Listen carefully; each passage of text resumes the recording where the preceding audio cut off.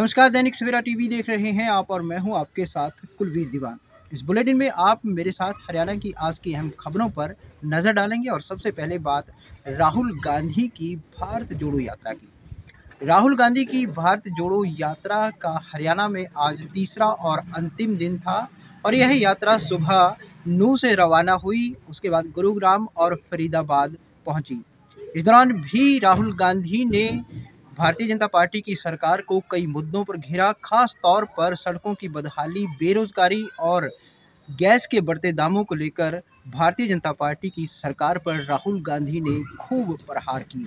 इस दौरान हरियाणा कांग्रेस के दिग्गज नेता उनके साथ चले, साथ ही हजारों कार्यकर्ता जो है वो भी राहुल गांधी के साथ कदम ताल करते हुए नजर आए। फिलहाल राहुल गांधी की यात्रा का नाइट स्टे फरीदाबाद में है और कल सुबह यह यात्रा दिल्ली में प्रवेश कर जाएगी। राहुल गांधी की यात्रा का हरियाणा में आगमन तो हुआ, लेकिन राजनीति भी खूब हुई। खासतौर पर दो मुद्दों को लेकर आखिरी दिन राजनीति खूब देखने को मिली। पहला था राहुल गांधी की टी शर्ट, क्योंकि राहुल गांधी की टी शर्ट इस यात्रा में इस बार दूसरी बार चर्चा में आई है। पहले भारतीय जनता पार्टी ने राहुल गांधी की टी शर्ट पर सवाल उठाए थे कि वो 41,000 की टी शर्ट पहनकर भारत जोड़ो यात्रा कर रहे हैं, और इस बार राहुल गांधी की टी शर्ट पर हरियाणा में कृषि मंत्री जेपी दलाल ने सवाल उठाए हैं, क्योंकि राहुल गांधी ने जब 107 दिन पहले यह यात्रा शुरू की थी तब मौसम गर्मी का था और उस वक्त इस टी शर्ट पर महंगी टी शर्ट होने का भारतीय जनता पार्टी ने आरोप लगाकर राजनीति की थी। लेकिन अब क्योंकि सर्दी का सितम बढ़ता जा रहा है और राहुल गांधी अभी भी टी शर्ट में हैं, लिहाजा हरियाणा के कृषि मंत्री जेपी दलाल ने उन पर निशाना साधा है और पूछा है कि राहुल गांधी ऐसा क्या खाते हैं कि उन्हें सर्दी नहीं लगती। उन्होंने कहा कि राहुल गांधी ये फार्मूला उन सैनिकों के बारे में भी जग जाहिर कर दें जो सैनिक हिमालय पर सर्दी का सितम सहते हुए देश की रक्षा करते हैं। यह कटाक्ष भारतीय जनता पार्टी ने किया है। उनकी इस यात्रा के दौरान दूसरी राजनीति कोरोना को लेकर भी हुई, क्योंकि कोरोना की गाइडलाइंस जो है वो केंद्र से लेके राज्य सरकारों तक जारी कर दी गई हैं। लेकिन राहुल गांधी को केंद्रीय स्वास्थ्य मंत्री द्वारा लिखे गए पत्र का जब राहुल गांधी ने यह कहकर इनकार कर दिया कि जो यात्रा है वो रुकेगी नहीं, लिहाजा कहीं ना कहीं भारतीय जनता पार्टी के नेताओं की तरफ से तीखी प्रतिक्रिया जो है वो आई। आपको बता दें कि केंद्रीय स्वास्थ्य मंत्री ने राहुल गांधी को पत्र लिखकर इस यात्रा को रोक देने की गुजारिश की थी, क्योंकि कोरोना का कहर एक बार फिर से बरपने लगा है, लेकिन राहुल गांधी ने इसके लिए मना कर दिया था। फिलहाल कांग्रेस के नेताओं ने आश्वासन दिया है कि इस यात्रा में अब से शामिल हर व्यक्ति मास्क पहनेगा, लेकिन यात्रा जारी रहेगी।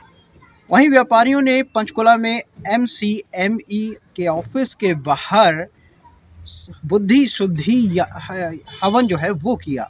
यह हवन इसलिए किया गया क्योंकि व्यापारी MCME के अधिकारियों पर मनमानी करने का आरोप लगा रहे हैं और इसकी कार्यप्रणाली पर सवाल उठा रहे हैं। व्यापारियों का आरोप है कि पेमेंट के मामले काफ़ी लंबे खींच जाते हैं, जिसकी वजह से व्यापारियों को परेशानी होती है।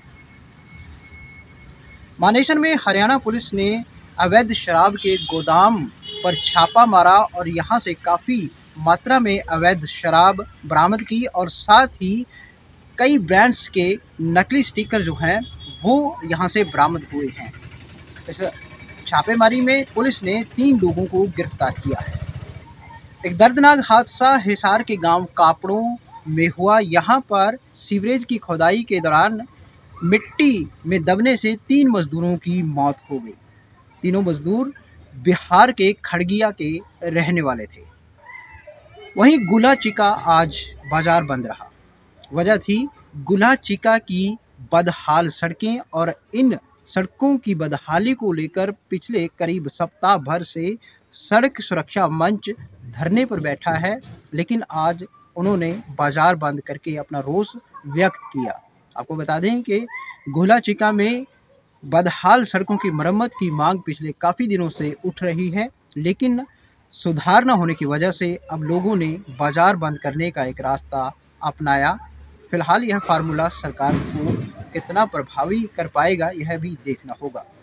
कोरोना को लेकर हरियाणा ने भी नई गाइडलाइंस जारी कर दी हैं और स्वास्थ्य विभाग ने सभी ज़िलों में ये पत्र लिखा है प्रशासन को कि जो टेस्टिंग है वो बढ़ाई जाए, ताकि जो अ, ऐसे मामले हैं जिन स्वास्थ्य विभाग ने सभी ज़िलों में ये पत्र लिखा है प्रशासन को कि जो टेस्टिंग है वो बढ़ाई जाए, ताकि जो अ, ऐसे मामले हैं जो आशंका के दायरे में हैं उनकी पहचान की जाए और उन पे नज़र रखी जाए, ताकि बढ़ते हुए कोरोना के कदम को रोक लिया जाए। वहीं कोरोना की मार स्वास्थ्य मंत्री अनिल विज के जनता दरबार पर भी पड़ती हुई दिखाई दी, क्योंकि कोरोना के बढ़ते प्रकोप की वजह से स्वास्थ्य मंत्री ने अपना जनता दरबार स्थगित कर दिया। आपको बता दें कि हर शनिवार को अम्बाला कैंट में स्वास्थ्य मंत्री अनिल विज जनता दरबार लगाते थे, जिसमें प्रदेश भर के लोगों की समस्याओं का निदान करते थे। लेकिन फिलहाल यह जनता दरबार अगले आदेशों तक स्थगित रहेगा। गुरुग्राम में खुले में नमाज पढ़ने को लेकर एक बार फिर विवाद जो है वो पैदा होता दिखाई दिया।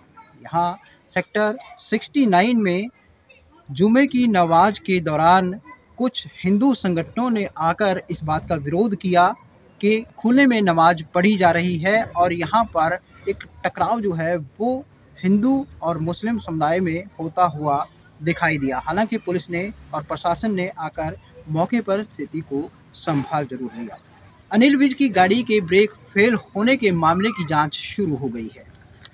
इस जांच के लिए अनिल विज ने एसआईटी का गठन किया था।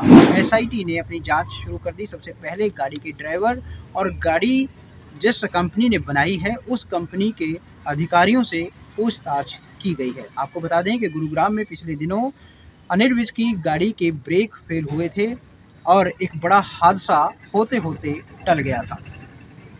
फिलहाल हरियाणा की खबरों में मेरे साथ इतना ही। आप देखते रहिए दैनिक सवेरा टीवी। नमस्कार।